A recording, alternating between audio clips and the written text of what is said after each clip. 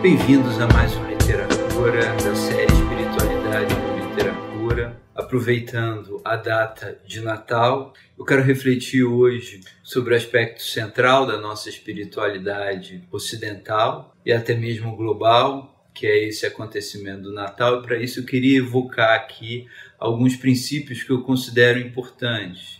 Primeiro, fazer uma distinção entre subjetivismo espiritual e consciência histórica. O que eu quero dizer com isso? Subjetivismo espiritual é quando a pessoa tem algum insight espiritual, seja pelas diversas vias da espiritualidade, por exemplo, pela via da meditativa. O sujeito medita e começa a ter alguns insights psíquicos importantes a respeito da sua própria realidade interior subjetiva e começa a tomar aquilo como verdade plena e absoluta. Então o sujeito acha que a sua experiência subjetiva ela oferece um escopo seguro, uma visão clara, inequívoca a respeito da verdade fundamental de todas as coisas. E eu não levo em consideração nem sequer os acontecimentos históricos que me precedem e a experiência de outros indivíduos que também me precedem no tempo e nas diversas culturas que também tiveram experiências muito mais profundas e visionárias do que a experiência que eu tive. Portanto, entender a história é fundamental para a espiritualidade. Se o sujeito ele não relativiza e não dilui a sua própria experiência, o seu próprio insight espiritual dentro de uma visão, de uma compreensão, consciência madura histórica, ele vai ficar, obviamente, que alienado na sua experiência. Então precisamos colocar todas as coisas dentro de um enquadramento histórico. E continuando a espiritualidade no literatura, eu queria chamar a atenção para a emergência da sabedoria no processo civilizatório da humanidade, a sabedoria que vai aparecendo em diferentes culturas humanas.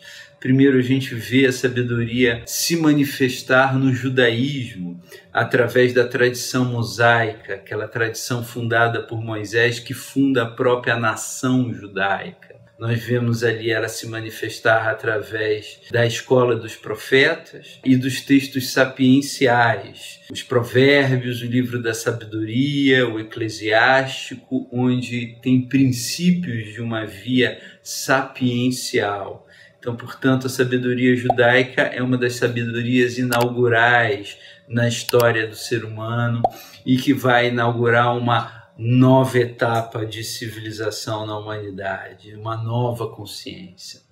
Percebemos a mesma coisa acontecer nas culturas asiáticas, ali na China, no extremo asiático, no período em que a China se encontrava em meio a um tempo de sublevação, em meio a conflitos políticos feudais, os chamados estados combatentes.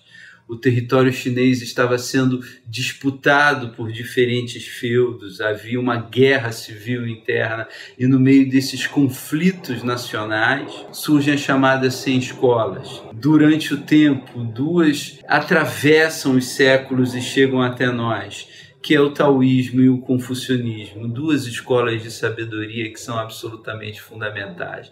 Confúcio vai estabelecer uma sabedoria voltada para o bem público, para as relações sociais, para as relações do indivíduo com o Estado, para as relações familiares, para o homem em sociedade. E, ao passo que Lao Tse, que foi considerado mestre do próprio Confúcio, ele é um místico retirante. Ele, aos 50 anos de idade, ele larga o cargo de bibliotecário ou arquivologista do Império, que era um cargo importantíssimo, e se retira na floresta numa vida de quietismo naturalista. E ali ele vai fundar as bases do taoísmo, sustentado pela mística da autonomia, pelas receitas de longevidade e pelas receitas de santidade.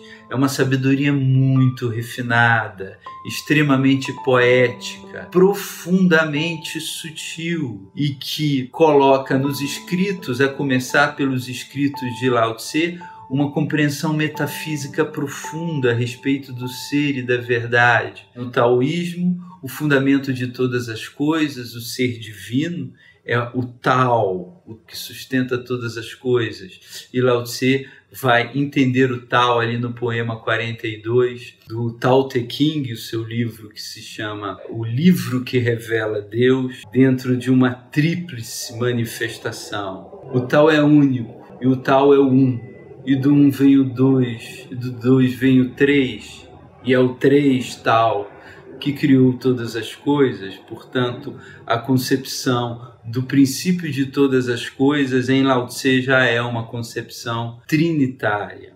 A gente vai ver a sabedoria também na Índia clássica, surgindo através dos textos dos Upanishads, mas se configurando principalmente na figura de Siddhartha Sakyamuni, Buda Gautama, que deixou o seu principado aos 29 anos para, numa vida de eremita, uma vida ascética, ele encontrar a sua verdade essencial. Por 6 anos ficou recluso na floresta de Uruvela e ali ele tem a sua experiência de iluminação. Portanto, vemos aí nessas culturas da extremidade asiática a manifestação de uma sabedoria através de personagens históricos absolutamente centrais que nos deixaram um legado histórico. Todos eles passaram por um processo de iluminação, por um processo de purificação, por um processo de purgação. Todos eles se tornaram seres santificados. Lao Tse e o taoísmo chegam a afirmar que o santo é aquele que é puro poder e pura liberdade, que adquiriu a forma atlética. Então, a luz chegou a esses povos também. Um pouco depois da trajetória de Siddhartha Sakyamuni e da formação das primeiras comunidades budistas pela Índia e pelo Nepal, nós vemos a formação de uma sabedoria na bacia do Mediterrâneo, principalmente na cultura ateniense, começando por escolas de sabedoria, como a escola pitagórica, a Academia de Platão e o Liceu de Aristóteles. Então, através da figura fundamental e absolutamente central de Sócrates, um verdadeiro filósofo, um verdadeiro amante da sabedoria, a gente vê o primeiro despertar da sabedoria e da espiritualidade grega, uma espiritualidade fundada na arte da contemplação, na ciência da contemplação da beleza verdadeira, que é o ser divino, a qual o filósofo quer se unir através da teoria e da purgação das suas paixões. Portanto, encontramos também ali, na Grécia Antiga, um despertar espiritual genuíno. Agora, todos esses despertares, eles não passam de preparações para um acontecimento fundamental da humanidade, que é o acontecimento cristão. Portanto, é aí que entra a questão da consciência histórica. Essa consciência fundamental que precisamos para poder entender a própria história da espiritualidade, sem a qual nós não entendemos. Portanto, quando falamos de Buda, entendemos que Buda se iluminou, viveu até os 80 anos, foi sepultado pelos seus discípulos, deixou um legado para os seus discípulos. Lao Tse também morreu, apesar de ter se iluminado, e toda a tradição de sábios do taoísmo morreram, buscavam a arte da longevidade, viver o mais tempo possível através de uma via meditativa, mas todos morreram. Sócrates morreu sendo obrigado a tomar o cálice de cicuta por um tribunal ateniense absolutamente injusto, que se sentia ameaçado pela luz da inteligência de Sócrates. Então, todos esses personagens históricos, eles são iniciadores, eles são fundamentais, assim como também os profetas do judaísmo antigo. Agora, o acontecimento absolutamente central se dá através da manifestação do Cristo no mundo. E esse é um vídeo dedicado ao Natal. Diz ali no Evangelho de João que o Verbo se fez carne e armou tenda entre nós. Ou seja, já não é a questão de um homem ir ao encontro da luz da verdade, mas é a própria luz da verdade que se manifesta e se encarna na experiência humana e assume a experiência humana de forma radical. Portanto, o acontecimento natalino, ele é exclusivo, ele é único, porque é no Cristo que há realmente toda a recapitulação da humanidade.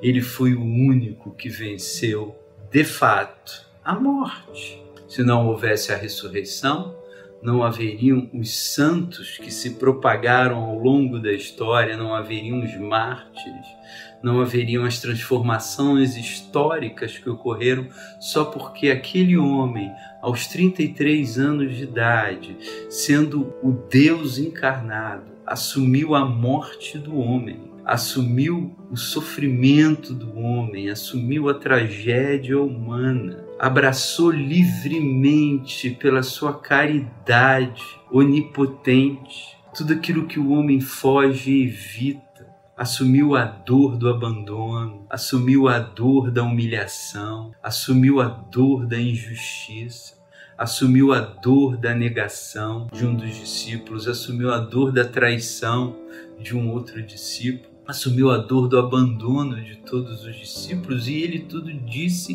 que isso ia acontecer.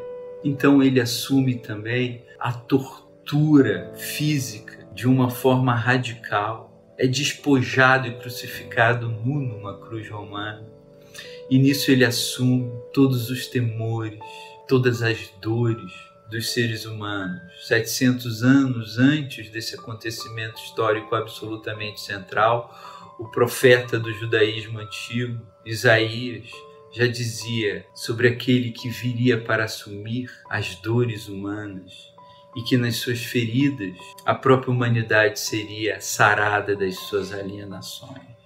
Portanto, assumindo a tragédia humana, ele triunfa sobre a tragédia humana e ele devolve a verdadeira vida humana. A vida que não é a bios, a vida biológica, que fenece, que tem prazo de validade, que dura pouco, que é frágil, mas a zoé, a vida estável, não passageira, plena, a vida divina. Portanto, o único personagem na história da humanidade que veio para divinizar o ser do homem, não apenas iluminar, não apenas ensinar, não apenas apontar caminhos da verdade, mas ele, enquanto a própria verdade, veio se manifestar, assumir tudo que é humano e recapitular em si toda a humanidade, para que a humanidade renasça para a eternidade através dele. Portanto, Cristo se torna o novo antropos, o homem pneumático,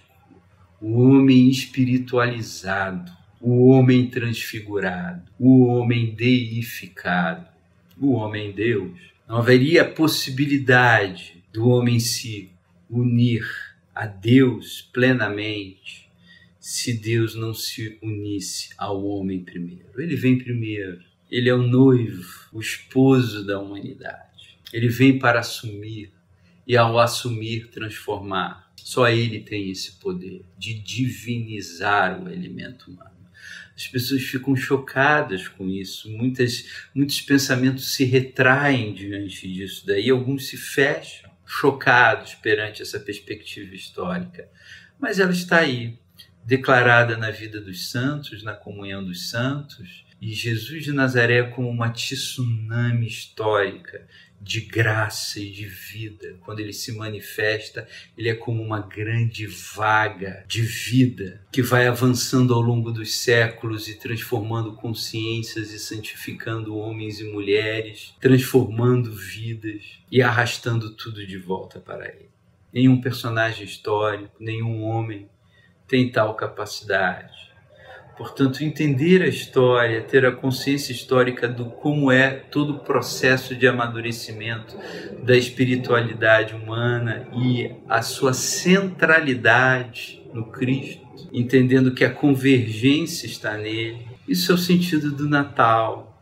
Ficar alienado desse mistério, não mergulhar para dentro desse entendimento, desse inteligir, dessa compreensão espiritual. É como ficar comendo migalhas debaixo da mesa, enquanto está servido um banquete sobre ela. Eu vejo muitas pessoas que ficam se alimentando de migalhas, enquanto tem um banquete diante delas, e elas, por uma condição, uma atitude obstinada e fechada, ficam nas migalhinhas. Portanto, o sentido do Natal é a celebração da união, do matrimônio espiritual, eterno e permanente, entre Deus, a humanidade. Deus se faz homem para divinizar, para unificar a humanidade nele mesmo, através do sacrifício da cruz, que une todos os contrários, produzindo uma felicidade final,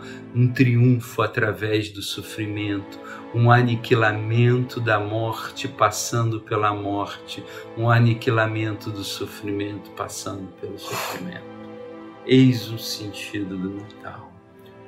Um bom Natal a todos, curtam o vídeo, assinem o canal, compartilhem o vídeo e até o próximo Literacura.